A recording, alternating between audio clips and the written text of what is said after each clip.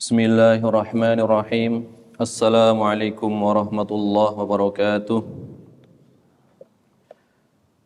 Alhamdulillahi rabbil alamin.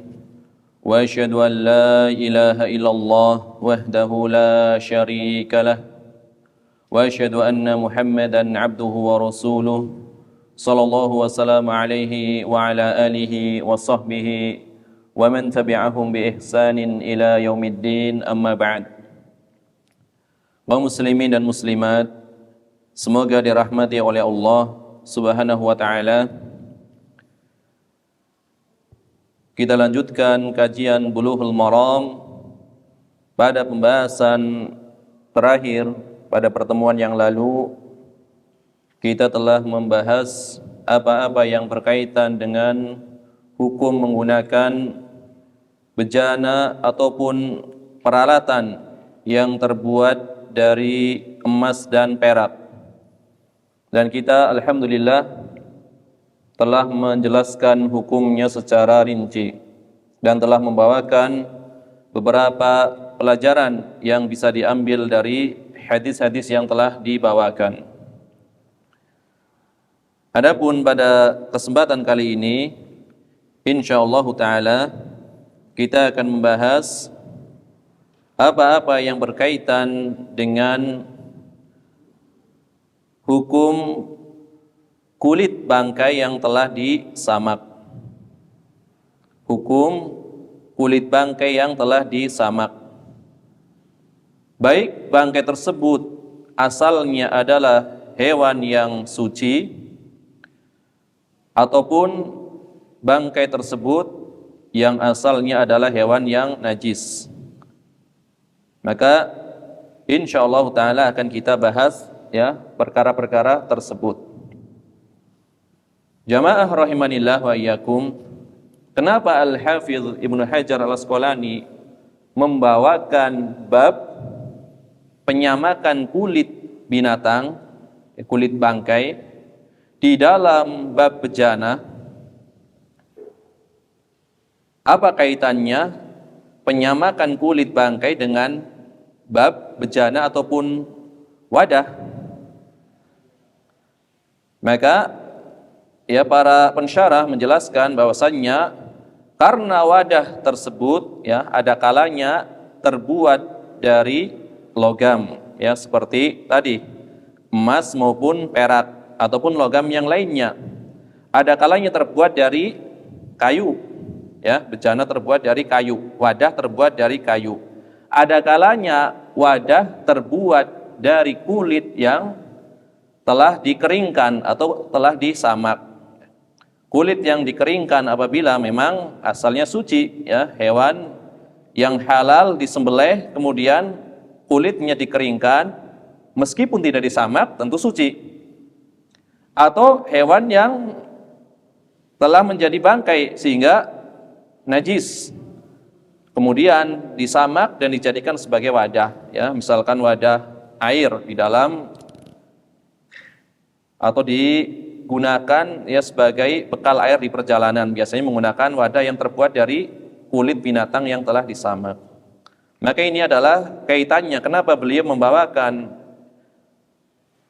hadis-hadis yang berkaitan dengan penyamakan kulit binatang di dalam bab wadah ya, di dalam bab wadah ataupun di dalam bab bejana.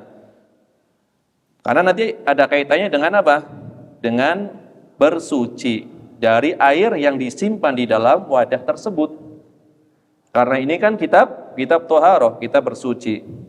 Apabila nanti ya dihukumi bahwasannya kulit bangkai tersebut yang telah disamak dihukumi sebagai sesuatu yang najis, tentu tidak bisa digunakan untuk menyimpan air yang digunakan untuk bersuci. Akan tetapi apabila nanti kulit bangkai tersebut dihukumi sebagai sesuatu yang suci setelah disamak, maka tentu bisa digunakan untuk menyimpan air yang digunakan untuk bersuci. Ini adalah diantara keterkaitan ya antara hadis-hadis yang dibawakan dengan bab yang dibawakan oleh Al-Hafidz Ibnu Hajar Al-Asqalani rahimahullahu taala. Marilah kita baca hadis-hadis tersebut. Qala al-Hafidz Ibnu Hajar Al-Asqalani rahimahullahu taala fi kitabih Bulughul Maram fi babil aniyah. Al-Hafidz berkata di dalam kitab Bulughul Maram di bab bejana.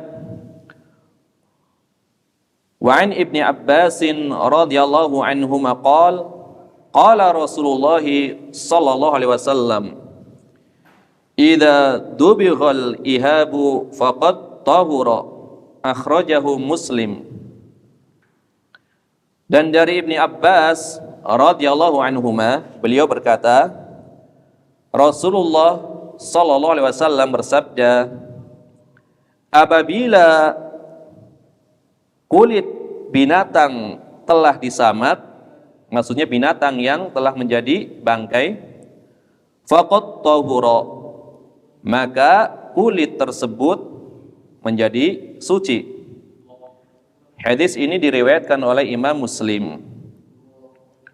Wa indal arba'ah, dan diriwayatkan pula ya oleh imam yang 4. Ya, maksudnya penulis kitab Sunan yang 4. Imam Abu Dawud, Imam An-Nasai, Imam At-Tirmidzi, dan Imam Ibnu Majah. Riwayat Al-Arba'ah, riwayat 4 orang imam penulis kitab Sunan. Dengan lafaz yang beliau bawakan, ayyuma ihabin dubigha, kulit apapun, kulit bangkai apapun, dubigha, apabila telah disamak. Kemudian di ujung hadis, faqad tahura, maka menjadi suci. Di sini tidak ada pengecualian riwayat ini. Ayyuma ihabin, kulit apapun. Tidak diterangkan dari hewan yang asalnya suci atau hewan yang asalnya najis. Ya, ayyuma ihabin dubigha faqad tahura. Kulit apapun, ya, kulit bangkai apapun yang telah disamak maka menjadi suci. Ini adalah riwayat dari Ibnu Abbas radhiyallahu anhuma.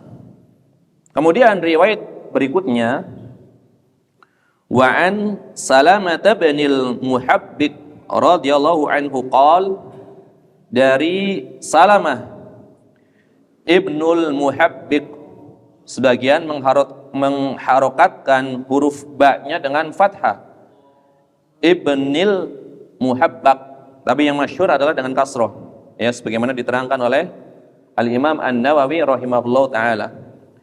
Dari Salamah Ibnil Muhabbiq radhiyallahu anhu, beliau berkata, qala Rasulullah sallallahu alaihi wasallam, Rasulullah sallallahu alaihi wasallam bersabda, dibahu juludil maitati tuhuruha, penyamakan kulit bangkai adalah cara mensucikan kulit bangkai tersebut. Sahahahu Ibnu Hibban, ya, hadis ini disahihkan oleh Imam Ibnu Hibban rahimahullah ta'ala. Ini adalah riwayat dari Salamah Ibnil Muhabbiq. Adapun riwayat berikutnya, wa an Maimunah radhiyallahu anha, dari Maimunah radhiyallahu anha, qalat, beliau berkata, marra Rasulullah sallallahu alaihi wasallam bisyatin yajurrunaha, Nabi sallallahu alaihi wasallam pernah melewati sekelompok orang yang sedang menyeret kambing yang telah mati, bangkai kambing. Ya, Rasulullah SAW pernah melewati bangkai seekor kambing yang sedang diseret oleh beberapa orang, yaitu para sahabat radhiyallahu anhum. Faqala, maka Nabi SAW bersabda, lau akhadtum ihabaha. Ini para ulama berbeda pendapat tentang makna lau di dalam kalimat ini. Sebagian memaknai, ya, maknanya adalah anjuran. Sekiranya kalian mengambil atau memanfaatkan kulitnya, tentu itu yang terbaik. Sebagian adalah pernyataan yang berkaitan dengan harapan. Alangkah baiknya kalau kalian memanfaatkan kulit dari kambing yang telah mati tersebut. Intinya di dalam kalimat ini Nabi SAW menginginkan seandainya kulit bangkai tersebut dimanfaatkan, tentu itu yang terbaik. Faqalu, maka orang-orang menjawab, innaha maitah, ya Rasulullah, sesungguhnya ini adalah bangkai, mana mungkin kami memanfaatkannya. Faqala, maka Nabi SAW menjawab, yutahhiruha al-ma'u wal qaradu, ya, kulit bangkai tersebut bisa disucikan dengan menggunakan air dan qarad. Qarad itu adalah sejenis tanaman, ya, yang biasa digunakan untuk menyamak, ya, daunnya ataupun biji-bijiannya, tanaman khusus. Ini Nabi menyebutkan ini hanya sebagai contoh, bukan penentuan harus menggunakan qarad. Bisa menggunakan bahan yang lainnya, atau sekarang misalkan dengan bahan-bahan tertentu yang biasa diproduksi di pabrik, tentu sama saja fungsinya. Intinya bisa membersihkan, ya, sisa-sisa daging ataupun cairan yang menempel pada kulit bangkai sampai kering, ya, kemudian menjadi bersih. Akhrajahu Abu Dawud wan Nasa'i, ya. Hadis ini diriwayatkan oleh Imam Abu Dawud dan Imam An-Nasa'i. Ya, inilah hadis-hadis yang dibawakan oleh Al-Hafidz Ibnu Hajar Al-Asqalani di dalam bab ini, ya, dari tiga orang sahabat radhiyallahu anhum. Adapun, ya, riwayat yang pertama, wa an Ibni Abbasin radhiyallahu anhuma, dan dari Ibni Abbas radhiyallahu anhuma. Adapun Ibnu Abbas, beliau adalah salah seorang di antara yang dijuluki sebagai Al-Abadilah. Al-Abadilah, para sahabat yang memiliki nama Abdullah, yang jumlahnya ratusan. Tetapi apabila dimutlakan Al-Abadilah, maka digunakan atau disebutkan untuk 4 orang sahabat, ya, 4 orang sahabat yang muda ketika itu, ya, sahabat junior yang telah kita terangkan pada beberapa pertemuan yang lalu. Di antaranya adalah beliau Abdullah Ibnu Abbas radhiyallahu anhuma, ya, kunyah beliau adalah Abul Abbas, ya, Abul Abbas Abdullah Ibnu Abbas Ibni Abdul Muttalib Al-Hashimi Al-Qurashi, ya, disebut sebagai Habrul Ummah. Habrul Ummah, habr artinya alim, habr artinya alim, alimnya umat ini.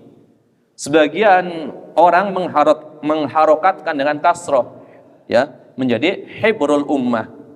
Hibrul maknanya tinta, tetapi yang dimaui oleh para ulama maksudnya adalah alim, alimnya ummah. Walaupun nanti ada sedikit perbedaan pendapat di kalangan para ulama, apakah makna hibr yang dimaksud adalah tinta, atau makna hibr yang dimaksud adalah habr, yaitu alim. Ya, sebagian mengatakan baik diharokatkan dengan fathah habrul ummah ataupun hibrul ummah, maknanya adalah alim. Ini ada pembahasan khusus di kitab-kitab lughah, kitab-kitab bahasa. Ya, beliau adalah dijuluki sebagai apa? Habrul ummah, alimnya umat ini. Wa faqihuha, ya, ahli fikihnya, ya. Ya, beliau disebut sebagai faqihnya, ya, faqihnya umat ini. Maka beliau termasuk di antara sahabat yang banyak diambil pendapatnya oleh sahabat yang lain, memiliki madhab tersendiri. Ya, sebagaimana telah masyhur di kalangan sahabat, ada 4 madhab. Madhab beliau Abdullah bin Abbas tersebar di Makkah. tersebar di Makkah. Adapun di Madinah, madhab Zaid bin Thabit dan Abdullah ibn Umar. Di Kufah, madhabnya Abdullah ibnu Mas'ud radhiyallahu anhu. Beliau di Mekah, ya, madhab beliau ya terkenal atau tersebar di Mekah. Beliau habrul ummah, alimnya umat ini, faqihnya umat ini, dan beliau disebut sebagai turjumanul Quran, ya, penerjemah Al-Quran, mufasirnya, ahli tafsir Al-Quran. Dan beliau lahir ya sebelum hijrah, 3 tahun sebelum hijrah beliau lahir. Dan Rasulullah SAW pernah mendoakan beliau, mendoakan keberkahan kepada beliau. Nabi SAW mengatakan, Allahumma faqihhu fid din wa'allimhu at-ta'wila. Ya Allah, pahamkanlah anak ini, yaitu Abdullah bin Abbas, di dalam agama, dan ajarilah anak ini takwil. Takwil yang dimaksud adalah tafsir.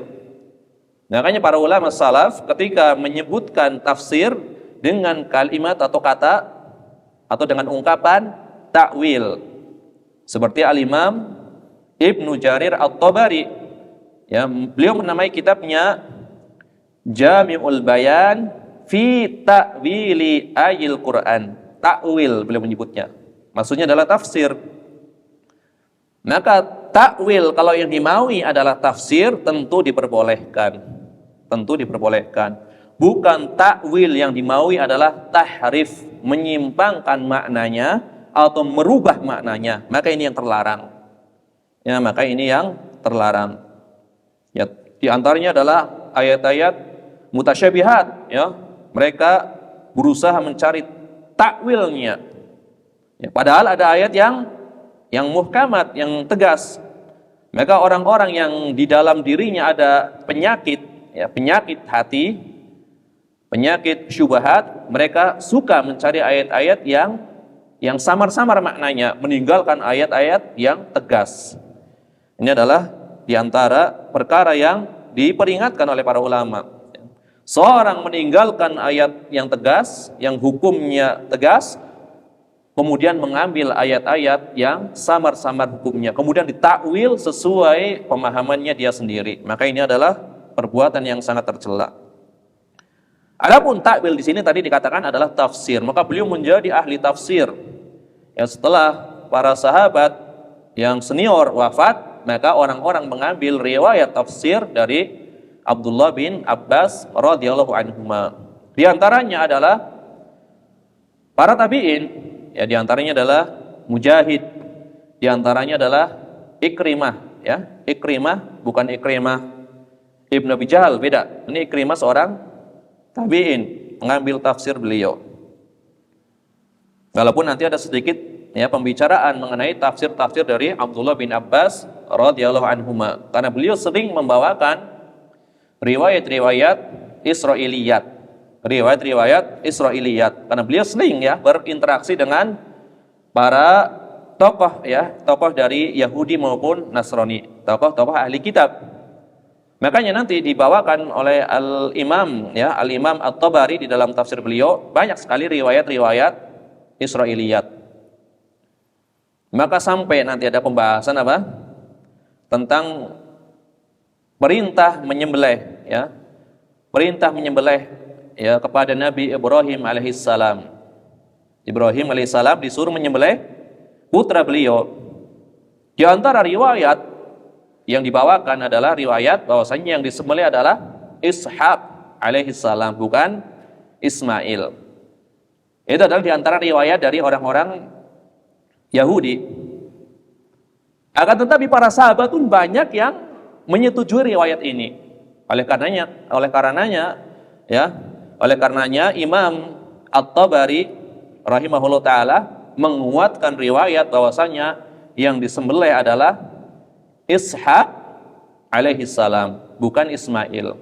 Adapun ulama yang lainnya menguatkan pendapat Ismail alaihi salam. Ini banyak ya bertebaran di kitab-kitab tafsir, ya, riwayat-riwayat Israiliyat.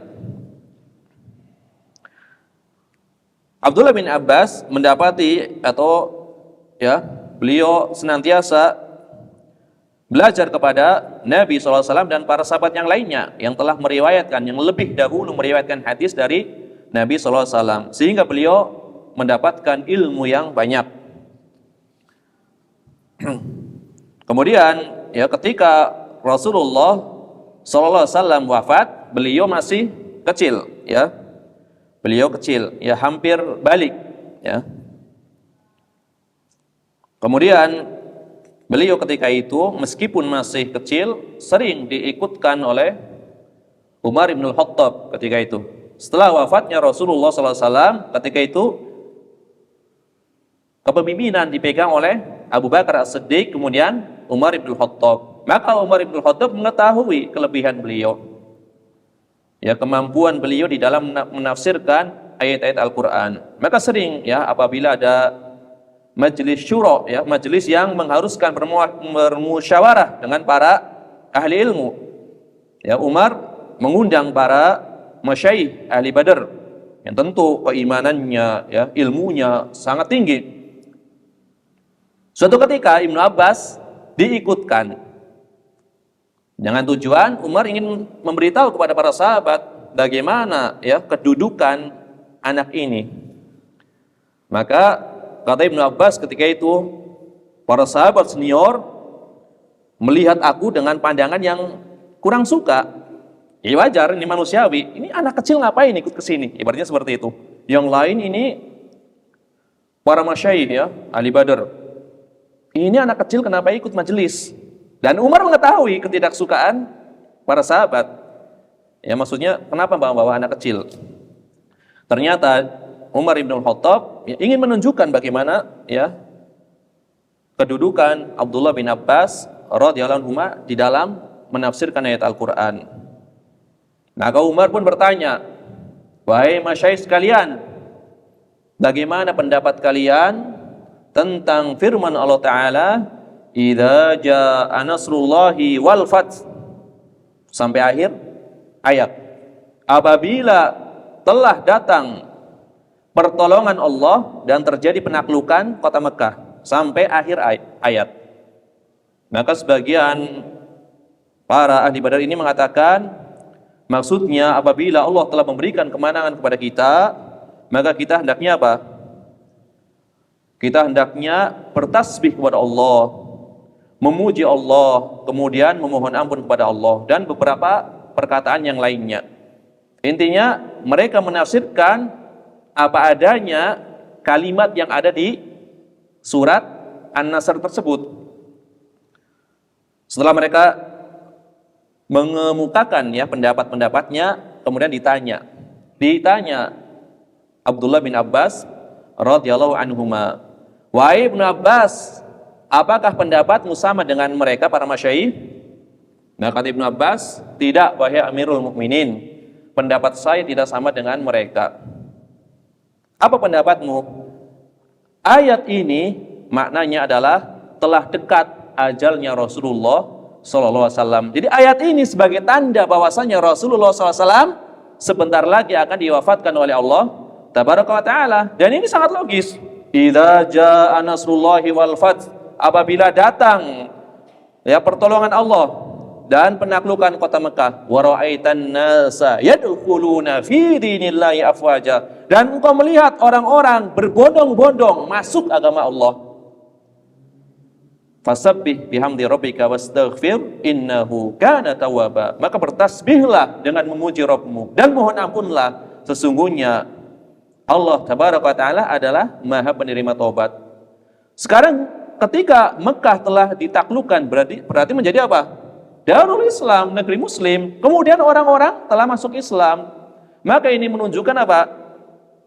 Telah selesai tugas Rasulullah SAW menyampaikan risalah. Setelah Rasulullah tugasnya selesai menyampaikan risalah, tinggal apa lagi? Ya tentu tinggal menghadap kepada Rabbnya Tabaraka wa Ta'ala. Tinggal wafatnya ketika risalah telah disampaikan semuanya. Maka kata Ibnu Abbas, ayat ini menunjukkan dekatnya ajal Rasulullah sallallahu alaihi wasallam. Kata Umar bin Khattab, apa yang aku pahami, tafsirku juga sama dengan engkau yang dengan apa yang engkau pahami wahai Ibnu Abbas radhiyallahu anhu. Jadi tafsirnya sama dengan tafsirnya Umar bin Khattab radhiyallahu anhu.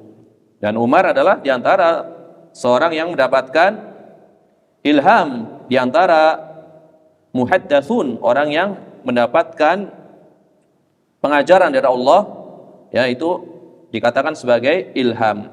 Walaupun nanti ada perbedaan di antara ilham dengan tahdits. Itu dibahas oleh Al-Imam Ibnul Qayyim Al-Jauziyah di dalam kitab beliau Madarijus Salikin. Perbedaan antara ilham dengan tahdits. Apa yang ada pada diri Umar adalah tahdits, bukan ilham. Tapi diterjemahkan ke dalam bahasa Indonesia biasanya ilham. Ya, karena memang susah. Bahasa Indonesia susah untuk mewakili bahasa Arab secara sempurna. Ini adalah diantara keutamaan Abdullah bin Abbas menafsirkan ayat ini tidak sebagaimana zahirnya. Ya, namanya juga takwil. Ya, makna-makna yang tersembunyi, ya, makna yang tersiratnya bukan sekedar tersuratnya.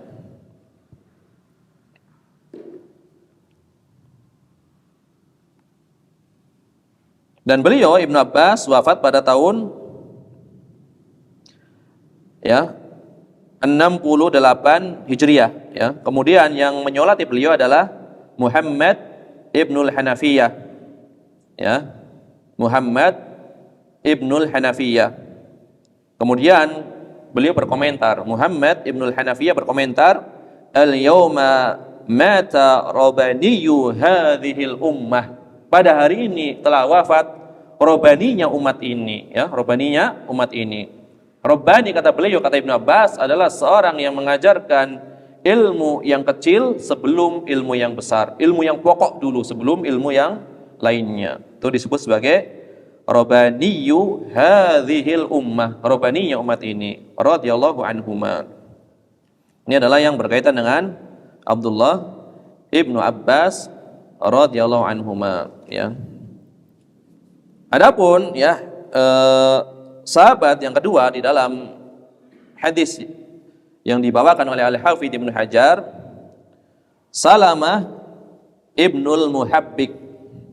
Ini Salamah Ibnul Muhabbik, ya, nama lengkapnya adalah Salamah Ibnul Muhabbik Al-Hudhali. Al-Hudhali. Ya, tadi diterangkan bisa dengan mengkasrahkan huruf banyak muhabbik atau bisa dengan memfathahkannya muhabbak, ya, semuanya dibolehkan, ya, sebagaimana dikatakan oleh Al-Imam An-Nawawi rahimahullah taala di dalam kitab beliau Al-Majmu' Syarhul Muhadzab.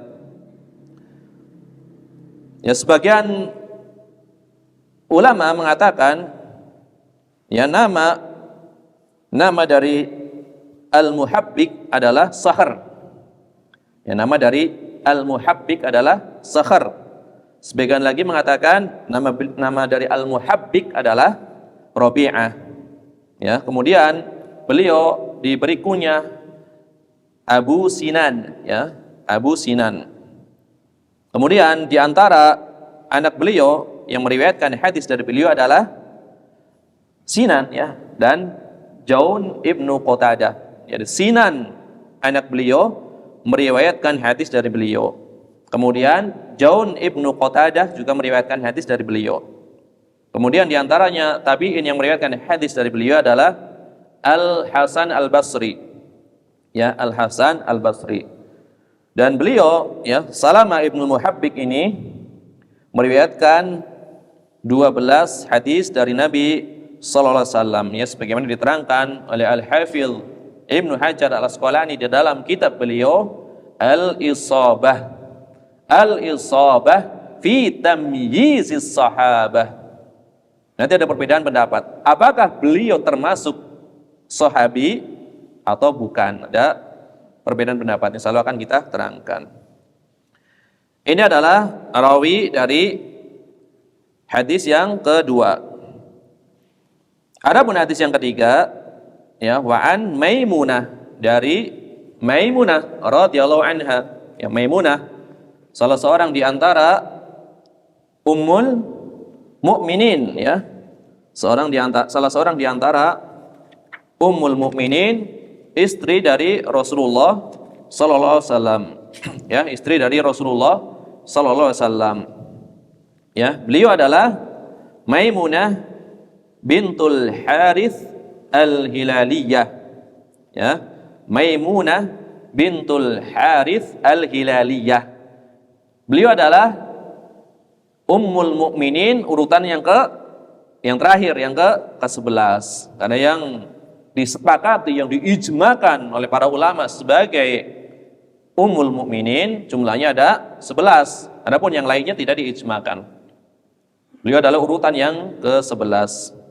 Ya, yang terakhir kali dinikahi oleh Rasulullah sallallahu alaihi wasallam, Maimunah bintul Harith Al-Hilaliyah.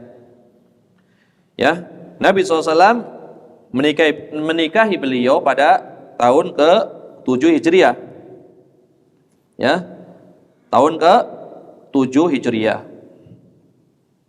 Kemudian Nabi SAW berkumpul dengan beliau di sebuah daerah bernama Sarif. Ya, pakai huruf sin, Sarif. Suatu daerah ya yang terletak ya di dekat Tanaim. Itu kalau umroh tahu daerah Tanaim, kurang lebih ya 3 mil dari daerah Tanaim ya di situ. Beliau dinikahi setelah wafatnya suami beliau ya. Sebelum dinikahi oleh Rasulullah SAW, beliau dinikahi oleh Abi Ruham ya. Abi Ruham ibni Abdul Uzza. Kemudian wafat. Kemudian setelah itu dinikahi oleh Rasulullah sallallahu alaihi wasallam. Dan beliau adalah di antara istri Nabi sallallahu alaihi wasallam yang wafatnya akhir, tapi bukan paling akhir. Bukan paling akhir. Yang paling akhir siapa? Yang kemarin kita bahas, Ummu Salamah radhiyallahu anha, ya. Kemudian istri-istri Rasulullah SAW yang lain pun banyak yang memuji beliau, yang memuji Maimunah ini. Ya, di antaranya adalah Aisyah radhiyallahu anha. Beliau mengatakan bahwasanya Maimunah adalah orang yang paling bertakwa dari kami, ya, istri-istri Rasulullah SAW. Jadi orang yang paling bertakwa kepada Allah adalah Maimunah. Ini pernyataan Aisyah radhiyallahu anha. Dan Maimunah adalah orang ya di antara, dan beliau Maimunah adalah di antara istri Rasulullah SAW yang paling banyak menyambung silaturahim. Ini pujian yang luar biasa. Ya, wanita yang paling bertakwa di antara istri-istri Rasulullah SAW dan wanita yang paling banyak menyambung silaturahim ya di antara istri-istri Rasulullah SAW. Kemudian ya beliau pun wafat di daerah tadi Sarif ya pada tahun 51 Hijriah ya, 51 Hijriah. Yang menurut pendapat yang lebih kuat menurut para muhakkik, para peneliti ya, radhiyallahu anha. Dan beliau adalah di antara siapa? Di antara bibinya Abdullah ibnu Abbas radhiyallahu anhuma. Makanya di antara orang yang meriwayatkan hadis dari beliau ya Ibnu Abbas. Karena Ibnu Abbas kadang meriwayatkan hadis langsung dari Rasulullah sallallahu alaihi wasallam, terkadang meriwayatkan dari sahabat yang lain ya. Misalkan dari Ummul Mukminin atau sahabat yang senior yang lainnya. Nah, ini adalah di antara sedikit ya biografi dari Ummul Mukminin Maimunah radhiyallahu anha. Adapun pembahasan hadisnya, bismillah.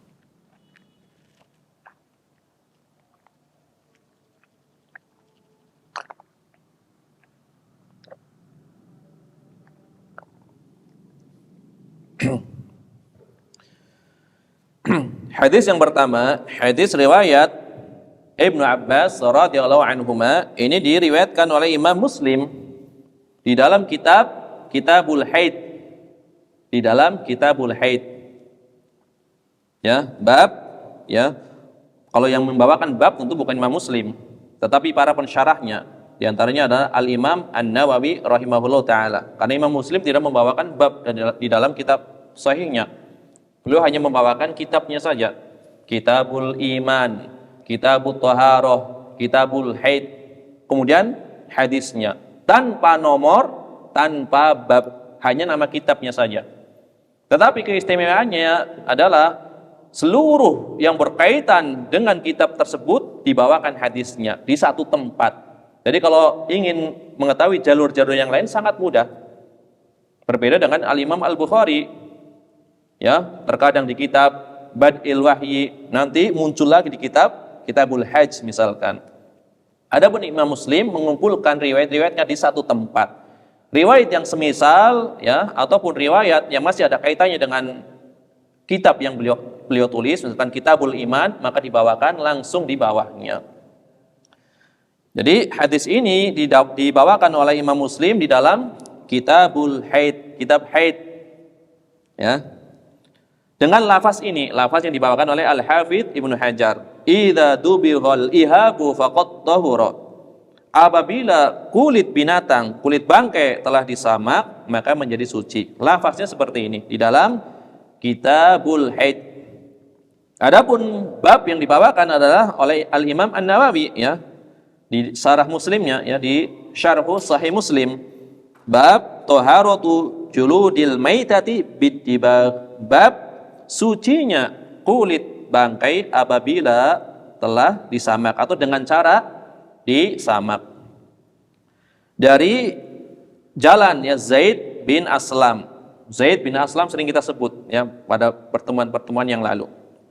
Dari Abdurrahman ibni Wa'lah, dari Abdurrahman ibni Wa'lah dari Ibnu Abbas radhiyallahu anhuma, dengan lafaznya ya seperti tadi.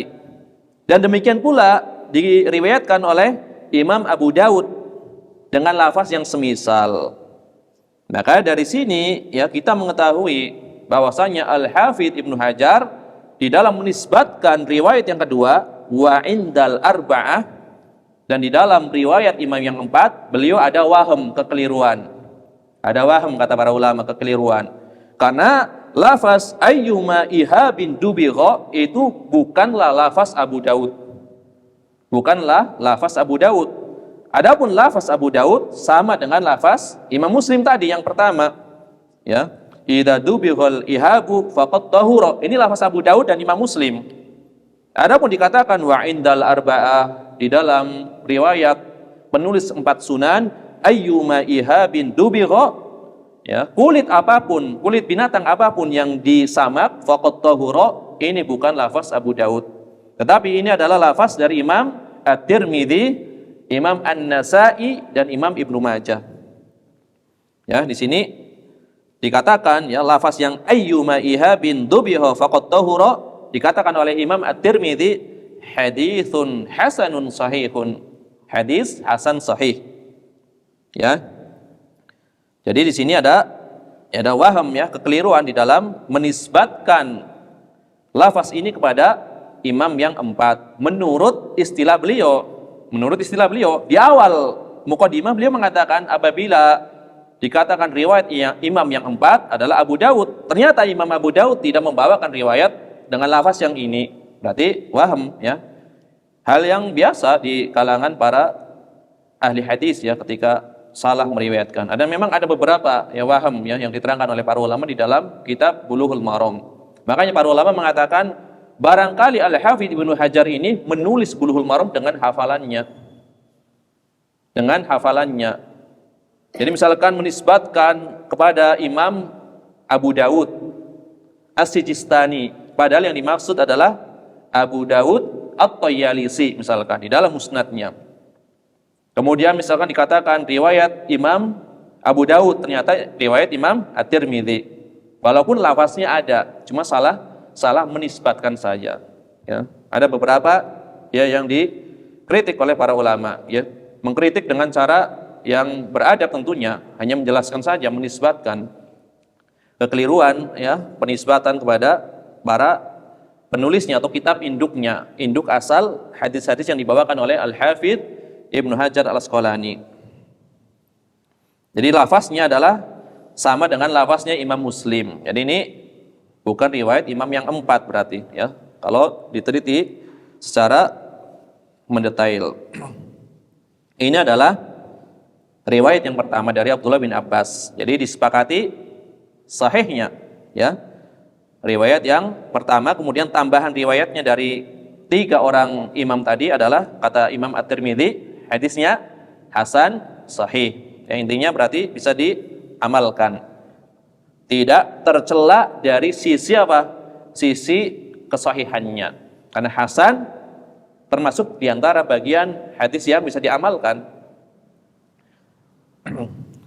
Adapun hadis berikutnya dari Salamah Ibnul Muhabbik ini diriwayatkan oleh Imam Ibnu Hibban ya, Imam Ibnu Hibban ya, dari riwayat Jaun Ibnu Qatadah tadi diantara ya 2 orang murid yang meriwayatkan langsung dari Jaun Ibni Qatadah dari Salamah Ibnul Muhabbik dengan lafaz yang lengkap. Ini kan potongan dengan lafaz yang lengkap. Kemudian ya disebutkan di dalam lafaz lengkapnya ini adalah bahwasannya Rasulullah SAW ya pernah datang ya di peperangan Tabuk ya, perang Tabuk, mendatangi rumahnya ya, rumah Salamah Ibnul Muhabbik. Kemudian Nabi SAW masuk ke halamannya. Kemudian di rumahnya ini ya tergantung kirbah. Kirbah itu tempat air yang terbuat dari kulit. Kirbah yang digantungkan, mungkin di dinding rumah gitu ya. Fastasqa, maka Nabi meminta dibawakan air minum ya. Kemudian dikatakan kepada Nabi SAW, ya Rasulullah, sesungguhnya itu adalah bangkai ya Rasulullah ya. Padahal tadi ada kirbah ya, kulit bangkai yang digantungkan. Nabi SAW meminta diambilkan air dengannya. Maka kemudian ya sahabat ini mengatakan, innaha maitah, sesungguhnya itu adalah dari bangkai ya Rasulullah ya, yaitu kulit bangkai. Faqala, maka Nabi menjawab, zakatul adim dibahuhu, zakatul adim zibahuhu ya. Cara mensucikan kulit adalah dengan cara menyamaknya. Di sini dengan menggunakan lafaz zakah. Zakahnya apa? Penyembelihan. Penyembelihan kulit adalah dengan cara menyamaknya. Maksudnya apa? Cara mensucikan kulit adalah dengan cara menyamaknya. Kenapa menggunakan lafaz penyembelihan? Jadi penyamakan kulit di sini diserupakan dengan sucinya ya kulit hewan yang boleh dimakan dengan cara disembelih. Itu. Jadi kalau ada sapi disembelih sesuai dengan sembelihan syar'i, ya tentu kulitnya apa? Kulitnya suci. Ya sebagaimana hewan yang halal tersebut kulitnya tetap suci apabila disembelih dengan cara syar'i, maka penyamakan kulit binatang ini disamakan dengan penyembelihan tersebut. Maka di lafaznya zakatul adim dibahuhu, penyembelihan kulit binatang adalah dengan cara menyamaknya. Maksudnya sucinya kulit binatang adalah dengan cara menyamaknya. Jadi pakai lafaz zakah. Zakah penyembelihan. Kemudian ya Jaun Ibnu Qatadah tadi disebutkan oleh Imam Ibnu Hibban ya di dalam kitab beliau Ats-Tsiqat, ya, orang-orang yang thiqah, yang rawi-rawi kepercayaan, rawi-rawi yang terpercaya. Kemudian dikatakan wa baqi rijalil isnad thiqatun. Kemudian rawi-rawi yang lainnya pun dikatakan sebagai rawi yang thiqah. Rijalu syaikhain, ya, rijalu syaikhain. Rawi-rawi yang biasa digunakan oleh 2 syekh. Siapa 2 syekh? Imam Al-Bukhari dan Muslim, ya. Hanya saja kata Imam ya Ibnu Hajar, ghairu anna sahabiyahu ya huwa Salamah lam yarwi lahu syaikhan wala ahaduhuma. Hanya saja sahabat ini yaitu Salamah Ibnul Muhabbik lam yarwi lahu syaikhan wala ahaduhuma, tidak diriwayatkan riwayatnya ini oleh dua orang syaikh, oleh Bukhari Muslim ataupun oleh salah satu dari keduanya. Itu memang rijalnya semuanya adalah rijal yang siqah, rijal yang dipakai oleh Imam Al-Bukhari dan Muslim, tetapi tidak dari jalur sahabat ini yang disebutkan, yaitu Salamah Ibnul Muhabbik, ya. Salamah Ibnul Muhabbik. Hanya saja rawinya sesuai dengan syarat yang biasa dipakai oleh Imam Al-Bukhari maupun Muslim, ya. Maka dikatakan hanya saja Imam Al-Bukhari dan Muslim tidak meriwayatkan dari Salamah Ibnu Al-Muhabbik. Ini adalah riwayat yang kedua. Kemudian riwayat yang kedua ini juga diriwayatkan oleh Imam Ahmad Ibn Hanbal, ya, di dalam Musnad beliau dengan lafaz dibahuha tuhuruha au zakatuha. Menyamakan kulit tersebut adalah cara mensucikannya, ya, atau dengan kalimat yang lain, zakatuha adalah cara menyembelihnya. Jadi menyembelih diserupakan dengan mensucikan, ya, atau mensucikan diserupakan dengan penyembelihan. Jadi penyamakan kulitnya adalah cara mensucikannya atau cara menyembelihnya. Jadi menyembelih kulit binatang yaitu dengan cara menyamaknya, mensucikan kulit binatang dengan cara menyamaknya. Ini lebih dekat dengan lafaz yang dibawakan oleh Al-Hafidz Ibnu Hajar di dalam kitab Bulughul Maram, ya. Kemudian tadi di ujung hadis kan dikatakan sahahahu Ibnu Hibban. Berarti Al-Hafidz Ibnu Hajar menukil pensahihan dari Imam Ibnu Hibban, ya. Maka dikatakan wa huwa sahihun li ghairihi. Ya, hadis ini adalah sahih li ghairihi. Jadi sahih bukan pada zatnya, ya, tapi sahih disebabkan hal-hal yang lainnya, ya. Jadi secara sanadnya, secara zatnya hadis ini bukanlah hadis yang sahih, tetapi karena riwayat atau jalur-jalur yang lain menjadi sahih, maka sahih li ghairihi. Sahih karena faktor-faktor yang lain, bukan karena zat dari hadis tersebut, ya, dibawakan dengan sanad-sanadnya, tetapi dari faktor-faktor yang lainnya. Maka dikatakan sahihun li ghairihi. Sahih disebabkan karena perkara-perkara yang lainnya. Karena dikatakan di sini, ya, kata Al-Hafidz Ibnu Hajar, Jaun Ibnu Qatadah itu majhul. Jaun Ibnu Qatadah itu majhul. Tidak ada satupun yang mensiqahkan riwayat ini kecuali Ibnu Hibban. Ibnu Hibban mengatakan siqah, tapi ulama yang lain mengatakan majhul. Ini khilaf di kalangan para, ya, muhaddisin, ya, di dalam menghukumi rawi. Kemudian Imam Az-Zahabi rahimahullah taala juga menukil dari Imam Ahmad bin Hanbal tentang Jaun Ibnu Qatadah ini. Maka Imam Ahmad bin Hanbal mengatakan la yu'raf, tidak dikenal, tidak diketahui keadaannya.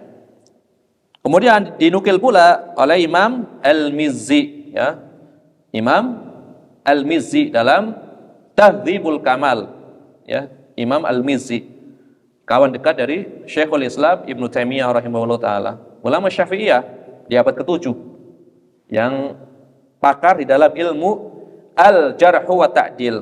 Beliau menertibkan kitab dari Al-Imam Abdul Ghani Al-Maqdisi, kitab Al-Kamal fi Asma'ir Rijal, ditertibkan oleh Imam Al-Mizzi dengan nama Tahdzibul Kamal. Tahdzibul Kamal. Beliau menyatakan di dalam kitab Tahdzibul Kamal, menukil dari Ali Ibnul Madini. Dari siapa? Ali Ibnul Madini, salah seorang di antara syekh dari Al-Imam Al-Bukhari rahimahullah ta'ala, ya. Di antara 4 syekh utama Al-Imam Al-Bukhari, Ali Ibnul Madini. Kemudian dikatakan annahu ma'rufun. Ya, ternyata Jaun ibnu Qatadah itu ma'ruf, dikenal ternyata. Ya. Annahu ma'rufun, ya. Ini di satu tempat, di tempat lain ya beliau mengatakan alladzina rawa anhum al-hasanu minal majhulin fadzakarahum wa dzakara minhum Jaun ibnu Qatadah. Tapi di tempat lain dikatakan orang ini adalah di antara orang-orang majhul yang diriwayatkan oleh Al-Hasan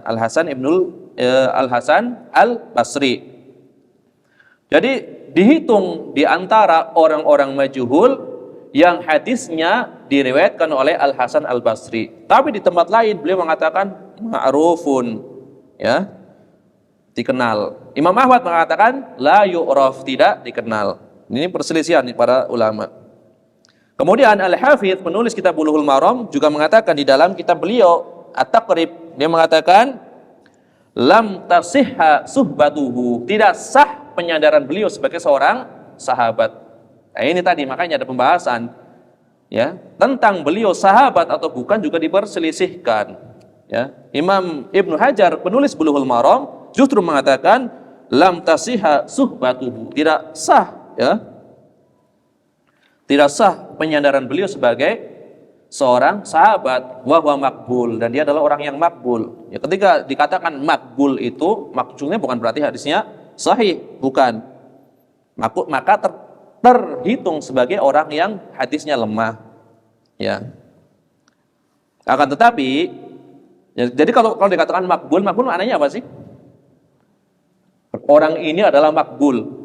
Ya, kalau makbul bahasa kita orang ini adalah diterima, berarti sahih enggak? Dhaif itu adalah ciri-ciri dhaif di dalam ilmu hadis. Ya, orang ini makbul, artinya hadisnya bisa diriwayatkan dan bisa diterima apabila ada jalur lain yang mendukungnya. Jadi makbul di sini bukan pujian, ya, bukan pujian makbul berarti hadisnya diterima, bukan. Jadi makbul ini maknanya adalah dikatakan idza tubi'a, apabila ada, ya, tawabi atau syawahid yang mendukungnya, baru bisa diamalkan hadisnya. Wa illa, kalau tidak ada pendukungnya, falayyinul hadis, maka termasuk orang yang lemah hadisnya. Jadi istilah makbul ini jangan main terjemahkan saja, makbul diterima, berarti hadisnya diterima. Entar dulu, apa maksud makbul ya menurut ulama alul hadis? Diterima kalau ada syawahid. Kalau nggak ada syawahidnya, dihukumi sebagai hadis yang lemah. Ini istilah makbul di dalam ilmu hadis. Ya, sebagaimana diterangkan oleh Al-Hafidz Ibnu Hajar Al-Asqalani. Kemudian Imam At-Tirmidzi juga meriwayatkan hadis dari ini Salamah Ibnu Muhabbik di dalam kitab beliau, kitab Al-Ilal. Ya, bagian akhir kitab Sunan At-Tirmidzi, kitab Ilal, kitab Ilah. Yang luar biasa kitab Ilah ini, yang disyarah oleh Al-Hafidz Ibnu Rajab Al-Hambali rahimahullah ta'ala. Hanya kitab libas dan ilal yang sampai kepada kita. Jadi berapa belas jilid yang lainnya hilang. Dikatakan, sebagian ulama mengatakan dimakan tikus atau dimakan binatang. Jadi syarah Tirmidzi terbaik ketika itu adalah syarah dari Al-Hafidz Zainuddin Ibnu Rajab Al-Hambali. Hilang semua atau hancur semua, tersisa bagian akhir kitab Al-Ilal, syarah kitab Ilal dan potongan dari kitab libas, kitab pakaian. Imam At-Tirmidzi membawakan riwayat beliau Salamah Ibnu Muhabbik di dalam kitab Al-Ilal. Beliau mengatakan, la a'rifu li Jaun ibni Qatadah ghairu hadzal hadis wa la adri man huwa. Dan Imam Tirmidzi mengatakan seperti itu. Saya tidak mengetahui ada hadis yang diriwayatkan oleh Jaun ibnu Qatadah kecuali hadis ini, dan saya tidak mengetahui keadaan beliau. Diriwayatkan oleh Imam Tirmidzi, tapi saya tidak mengetahui keadaan beliau. Ya. Jadi Jaun ibnu Qatadah meriwayatkan dari Salamah ibnu Muhabbik. Kemudian, ya, di ujung dikatakan walakinnal haditsa sahihun bi syawahidihi. Akan tetapi hadis ini yang mananya sahih dengan syawahid, ya, pendukung-pendukung yang lainnya. Wa minha, di antaranya adalah hadis Ibnu Abbas wa Maimunah radhiyallahu anhum wa ghairuhuma, ya. Di antaranya adalah hadis Ibnu Abbas tadi yang kita bawakan dan hadis Maimunah dan yang selainnya mendukung maknanya. Ya, ini adalah berkaitan dengan hadis yang kedua. Jadi kesimpulannya hadisnya adalah bisa diamalkan.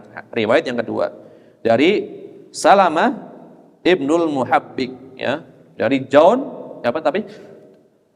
siapa tadi yang meriwayatkan? John Ibnu Qatadah dari Salamah Ibnul Muhabbik radhiyallahu anhu, meskipun diperselisihkan ya nisbat persahabatan beliau dengan Rasulullah sallallahu alaihi wasallam.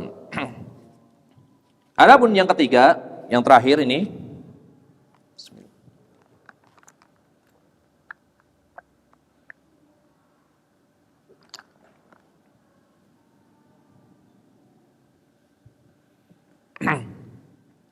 hadis dari Maimunah radhiyallahu anha, ini dikeluarkan oleh Imam Abu Dawud dan Imam An-Nasai dari jalur Abdullah ibni Malik ibni Hudzafah dari ibunya bernama Aliyah, ya, Al-Aliyah bintu Subay.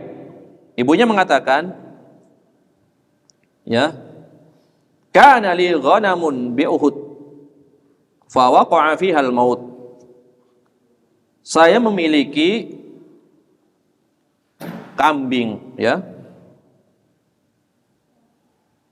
di Uhud, ya. Uhud berarti apa? Gunung. Saya memiliki seekor kambing, ya, yang aku dapatkan di Uhud. Fa waqa'a fiha al-maut. Kemudian kambing itu mati. Fadakhaltu ala Maimunah zaujin Nabi sallallahu alaihi wasallam. Fadzakartu dzalika laha. Maka aku pun menemui Maimunah, istri Rasulullah sallallahu alaihi wasallam. Maka aku mengatakan kalau kambingku mati seperti itu. Faqalat li Maimunah, maka Maimunah berkata kepadaku, ya, kata Al-Aliyah bintu Subay, "Lau akhadti juludaha fantafa'ti biha." Kenapa engkau tidak mengambil kulitnya sehingga kamu bisa memanfaatkan kulit tersebut? Ya, faqultu, maka aku, kata Al-Aliyah bintu Subay, "Au yahilu dzalika?" Apakah dihalalkan, apakah dibolehkan kulit dari binatang yang telah mati, kulit bangkai tersebut? Qalat na'am. Maka kata Maimunah, na'am, ya, dibolehkan. Kemudian dibawakan riwayat, marra Rasulullah sallallahu alaihi wasallam ala rijalin min Quraisy yajurruna syatan lahum mithlal himar. Maimunah mengatakan bahwasanya Rasulullah SAW pernah melewati, ya, para lelaki atau orang-orang dari Quraisy yang sedang menyeret bangkai kambing mereka sebagaimana menyeret himar, keledai. Faqala lahum Rasulullah sallallahu alaihi wasallam, maka Rasulullah berkata kepada mereka, "Lau akhadtum ihabaha." Alangkah baiknya kalau kalian manfaatkan kulitnya. Qalu, maka orang-orang ini mengatakan, "Innaha maitah." Sesungguhnya ini telah menjadi bangkai. Faqala Rasulullah sallallahu alaihi wasallam, maka Rasulullah menjawab, "Yutahhiruha al-ma'u wal qaradu." Maka kulit bangkai ini bisa disucikan dengan air dan qarad, ya, tanaman tadi yang telah kita sebutkan, jenis tanaman yang biasa digunakan untuk menyamak kulit bangkai. Ya, ini adalah riwayat yang ketiga. Akan tetapi dikatakan di dalam syarah Bulughul Maram ini, Abdullah ibn Malik ibn Hudzafah tadi yang ada di dalam sanad yang ketiga ini, lam yuwathiqhu ghairu Ibn Hibban. Tidak ada yang mensikohkan beliau kecuali Ibn Hibban. Adapun ibunya tadi Al-Aliyah bintu siapa? Al-Aliyah bintu Subay, ya. Al-Ujaili mengatakan madaniyatun tabi'iyatun thiqatun. Ya, dia seorang penduduk Madinah, seorang tabi'in wanita, dan seorang yang thiqah. Ya. Kemudian Imam Dhabi mengatakan rawat an Maimunah. Jadi Al-Aliyah ini tadi bintu Subay meriwayatkan hadis dari Maimunah. Kemudian tafarrada anha waladuha Abdullah ibnu Malik wa huwa majhulul ain. Akan tetapi anak beliau yang bernama Abdullah bin Malik menyendiri di dalam riwayat darinya, menyendiri di dalam periwayatan dari ibunya ini, sedangkan dia termasuk orang yang tidak diketahui, majhulul ain, ya, orangnya tidak diketahui, bukan tidak diketahui keadaannya, tapi majhulul ain, tidak diketahui ya kondisi, bukan hanya kondisinya, memang dia tidak dikenal. Terkadang ada ya yang namanya diketahui tapi keadaannya tidak diketahui, ya. Intinya dia adalah orang yang majhul. Ini secara penelitian sanad ya, para ulama yang mensyarah Bulughul Maram. Akan tetapi tadi di dalam riwayatnya, riwayat hadis ini Al-Hafidz tidak berkomentar, kan tidak ada komentarnya di ujung hadis. Al-Hafidz hanya mengatakan akhrajahu Abu Dawud wa Nasa'i. Hadis ini dikeluarkan atau diriwayatkan oleh Imam Abu Dawud dan Nasa'i, tidak ada komentarnya. Biasanya kan beliau berkomentar di ujung riwayat. Maka di sini Al-Hafidz tidak berkomentar. Ya, padahal di dalamnya ada kelemahan. Ya, ada kelemahan. Tetapi ya, kelemahan di dalam sanadnya ini ya tidak mempengaruhi maknanya, karena ada riwayat yang lain. Ya, riwayat Bukhari dan Muslim yang mendukungnya. Ya, riwayat Bukhari dan Muslim. Ya, dari hadisnya Ibnu Abbas. Ya, dikatakan bahwasanya Rasulullah SAW melewati sebuah atau seonggok bangkai kambing. Ya, anna Rasulullah sallallahu alaihi wasallam marra bisyatin maitah. Rasulullah pernah melewati seonggok bangkai kambing.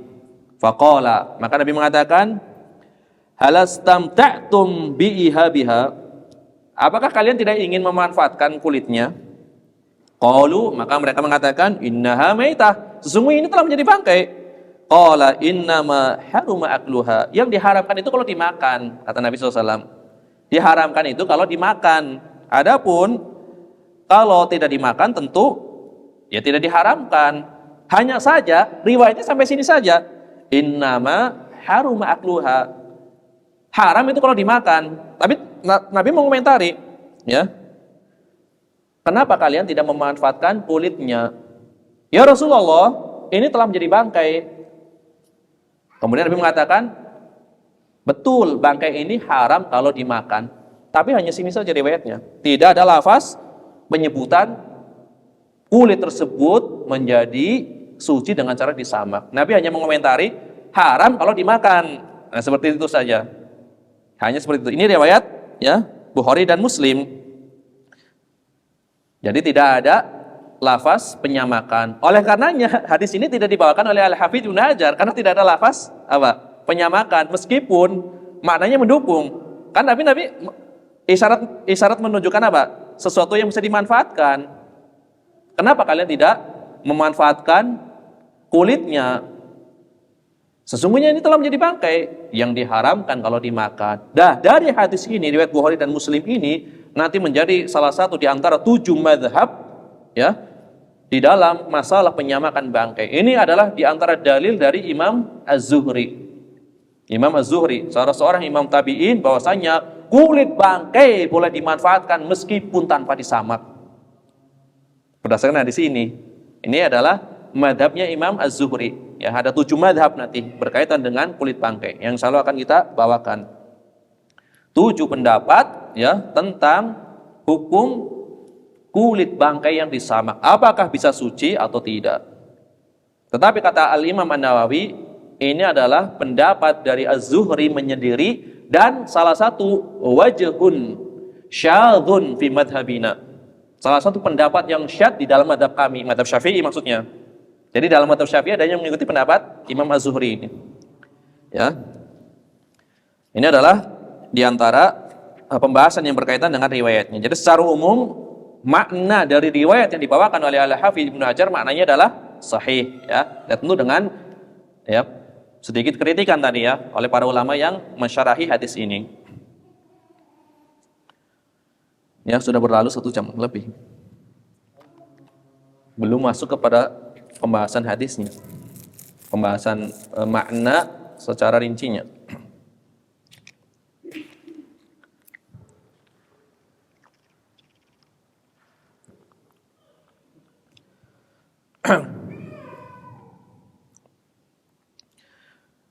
Jamaah rahimanillah wa iyyakum, di dalam hadis ini atau hadis-hadis yang dibawakan oleh Al-Hafidz Ibnu Hajar di dalam bab ini banyak sekali masail yang bisa diambil. Ya, tapi hari ini kita mengambil satu saja dulu. Nanti diteruskan insya Allah masailnya pada pertemuan yang akan datang. Karena nggak mungkin selesai. Masailnya sangat banyak. Masail yang pertama saja. Belum nanti fawaidnya.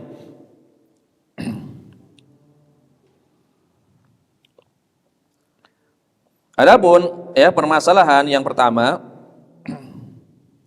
adalah yang berkaitan dengan dibahu juludil maitah, ya, penyamakan bangkai atau kulit dari bangkai, penyamakan kulit binatang yang telah mati, penyamakan kulit bangkai.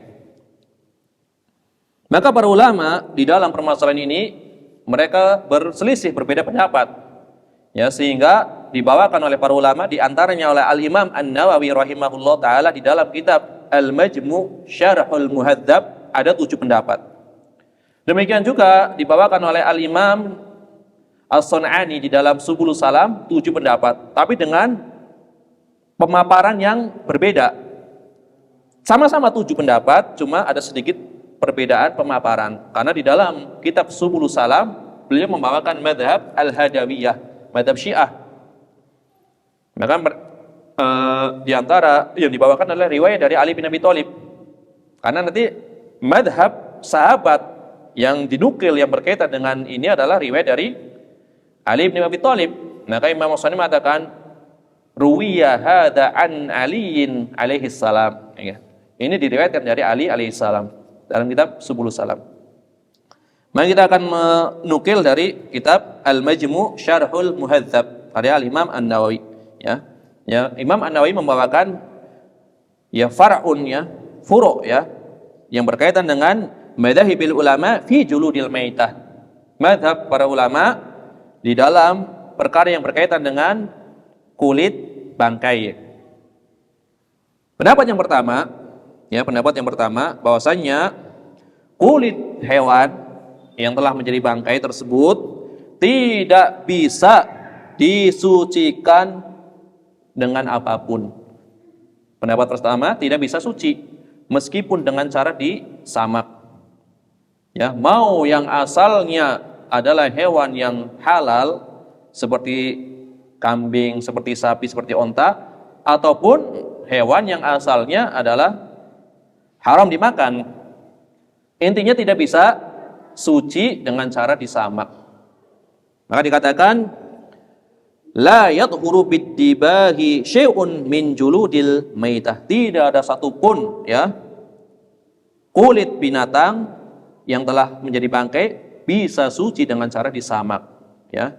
Ini adalah diriwayatkan dari sahabat yang mulia, di antaranya adalah Umar Ibn Al-Khattab radhiyallahu anhu dan putra beliau Abdullah Ibn Umar. Demikian pula diriwayatkan dari Aisyah radhiyallahu anha. Ini madhab yang pertama.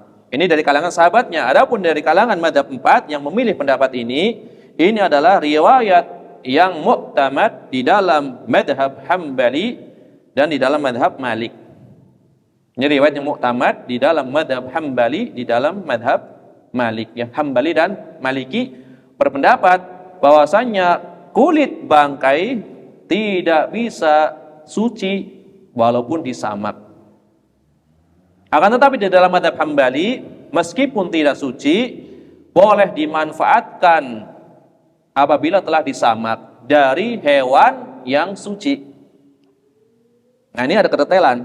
Imam Ahmad berpendapat kulit bangkai tidak bisa disucikan dengan cara disamak.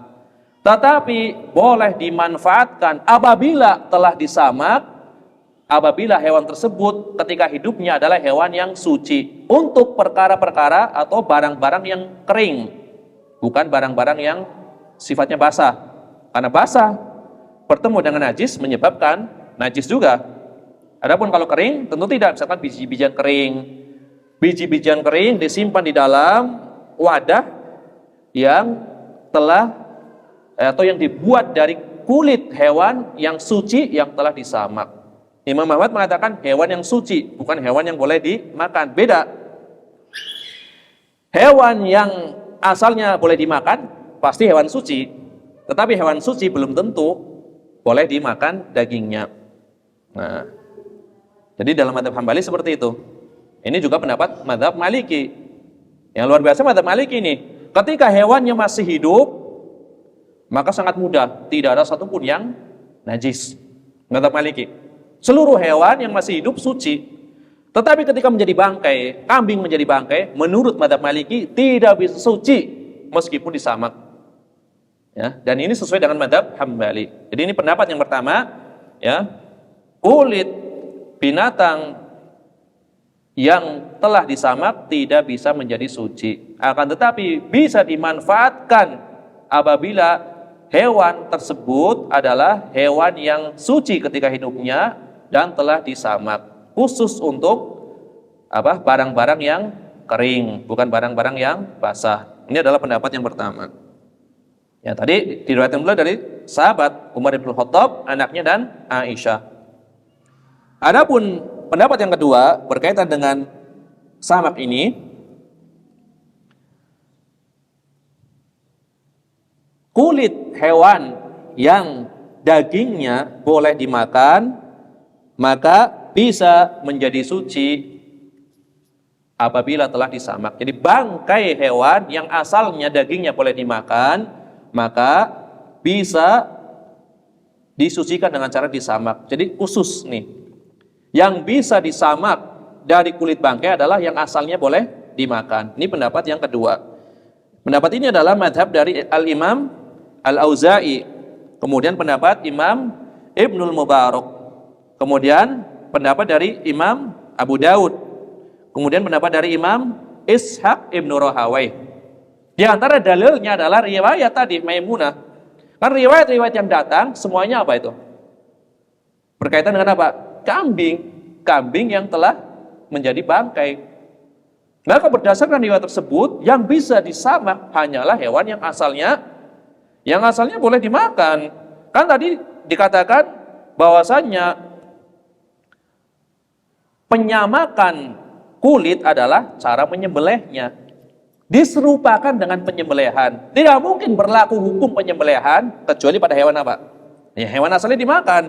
Kita menyembelih singa, ya tentu haram. Jadi penyembelihan yang dimaksud isyarat kalau hewannya adalah hewannya yang asalnya halal untuk dimakan.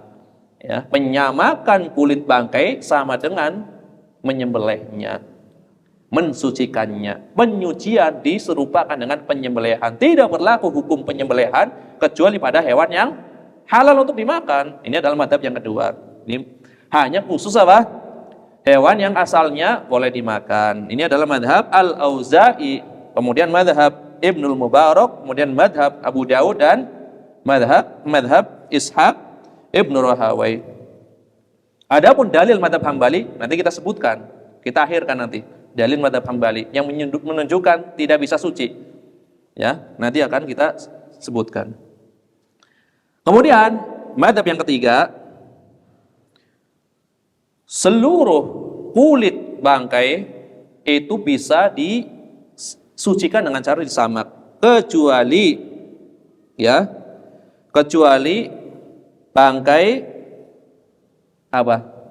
babi dan anjing dan peranakan dari salah satunya atau keduanya.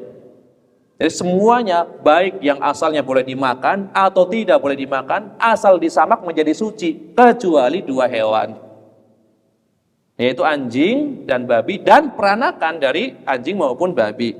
Ini adalah madhab Syafi'i, ya, kata Imam An-Nawawi, wa huwa madhabuna. Ini adalah madhab kita, madhab Syafi'i, kata Imam An-Nawawi rahimahullah ta'ala.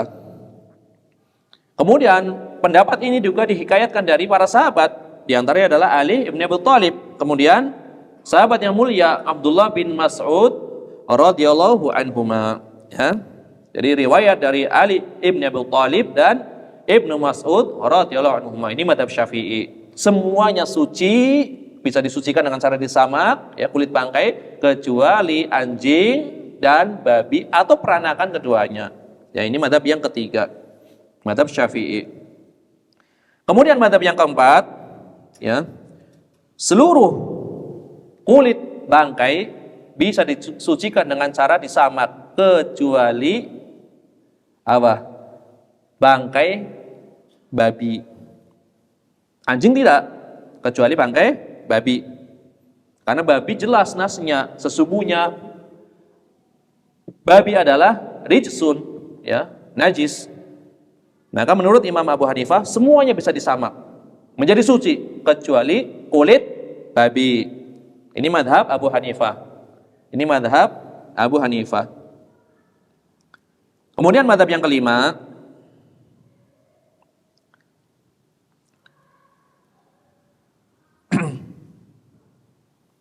seluruhnya bisa suci. Seluruh hewan yang menjadi bangkai bisa suci. Mau anjing, mau babi, semuanya bisa suci. Hanya saja khusus, ada pengkhususan ini. Semuanya hewan bisa disucikan dengan cara disamak. Mau anjing maupun babi bisa disamak, kemudian menjadi suci. Hanya saja ada pengecualian, khusus anjing dan babi. Kemudian dikatakan oleh Imam Nawawi, yang bisa suci dari babi dan anjing adalah bagian luarnya, bukan bagian dalamnya. Jadi dibedakan. Kalau khusus apa? Khusus anjing dan babi. Jadi semua hewan itu bisa disamak, kemudian menjadi suci. Kemudian khusus untuk anjing dan babi, yang suci itu bagian luarnya. Kan ada kulit luar, ada kulit dalam. Kulit dalamnya tidak bisa suci. Jadi bisa digunakan, ya, bisa digunakan untuk sholat dalam keadaan kering, tapi bagian luarnya, ini bagian luar, bagian dalamnya tidak bisa suci. Ya, ini adalah yang diambil oleh sebagian pengikut madhab Maliki. Ya, sebagian madhab Maliki, bukan pendapat resminya. Kalau pendapat resminya sebagaimana madhab Hambali. Nah, jadi seluruhnya bisa suci, termasuk anjing dan babi. Hanya saja khusus untuk anjing dan babi, hanya bagian luarnya saja yang suci dan bisa digunakan untuk sholat dalam kondisi kering. Nah, ini adalah madhab yang keberapa? Madhab yang kelima. Adapun madhab yang keenam adalah madhab Daud al-Zahiri. Madhab Daud al-Zahiri, madhab Zahiriyah. Kemudian dihikayatkan pula oleh Al-Imam Al-Mawardi dari Abu Yusuf, pengikut madhab Hanafi. Abu Yusuf muridnya Imam Abu Hanifah, bahwasannya seluruh kulit bangkai, mau anjing, mau babi, semuanya bisa suci, baik bagian dalamnya maupun bagian luarnya. Seperti tadi, cuma ini lebih ekstrim lagi. Semuanya suci, ya, baik bagian dalam maupun luarnya. Seperti pendapat yang kelima, hanya saja bedanya tadi di bagian dalam atau luarnya. Ini semuanya suci. Ini adalah yang dihikayatkan dari, ya, Imam Abu Yusuf, murid dari Imam Abu Hanifah, dan ini adalah pendapat madhab Zahiri. Dalilnya mana? Riwayat Ibn Abbas, ayyuma ihabin dubiho faqad tahura. Kulit apapun, kan nggak disebutkan, ya. Ayyuma ini termasuk diantara sighah ungkapan umum. Kulit apapun, nggak ditentukan kulitnya, apakah kulit hewan yang boleh dimakan atau enggak. Pokoknya kulit hewan yang telah mati, apabila disamak menjadi suci. Ini madhab Zahiri, kan Zahir nas, Zahir riwayat. Ya, ini adalah madhab yang keenam. Adapun madhab yang ketujuh adalah madhab dari Az-Zuhri tadi yang di awal kita sebutkan. Bisa dimanfaatkan seluruh kulit binatang, walaupun tanpa disamak, ya. Mau digunakan untuk sesuatu yang kering maupun yang basah, tanpa perlu disamak. Ya, ini adalah madhabnya Imam Az-Zuhri, salah seorang di antara syekh atau guru dari Imam Malik rahimahullah ta'ala. Ya, inilah 7 pendapat, ya, yang berkaitan dengan apakah kulit bangkai bisa disucikan dengan cara disamak. Ya, insya Allah pembahasan lanjutnya akan kita lanjutkan pada pertemuan yang akan datang. Sudah 1 jam lebih ini. Ini baru satu masail, belum selesai, baru menyebutkan beberapa pendapat. Nanti akan kita pilih ya di antara 7 ini ya, akan kita munakosyahkan, akan kita bahas ya pendapat terbaik di antara 7 ini. Maksudnya kita sempitkan lagi, kemudian bahas berdasarkan hadis-hadis yang datang yang dalam permasalahan ini. Ya, insyaallah taala. Ya, demikianlah yang bisa disampaikan pada kesempatan kali ini. Ya, tentunya tidak ada tanya jawab karena belum selesai pembahasannya. Ya, insya Allah kita akan lanjutkan pada pertemuan yang akan datang. Ya, baru 1 masalah. Ini ada beberapa masalah. Jadi lumayan lama ini pembahasan ini. Tidak mengapa, seluruh hadisnya dibawakan semuanya dulu. Jadi tinggal tidak mengulang pembacaan hadisnya, hanya pembahasan ya berkaitan dengan masailnya. Ya. Subhanakallahumma bihamdika asyhadu an la ilaha illa anta astaghfiruka wa atubu ilaik. Wa sallallahu wasallam ala nabiyyina Muhammad wa ala alihi wa sahbihi ajma'in wa akhiru da'wana anil hamdulillahi rabbil alamin. Assalamualaikum warahmatullahi wabarakatuh.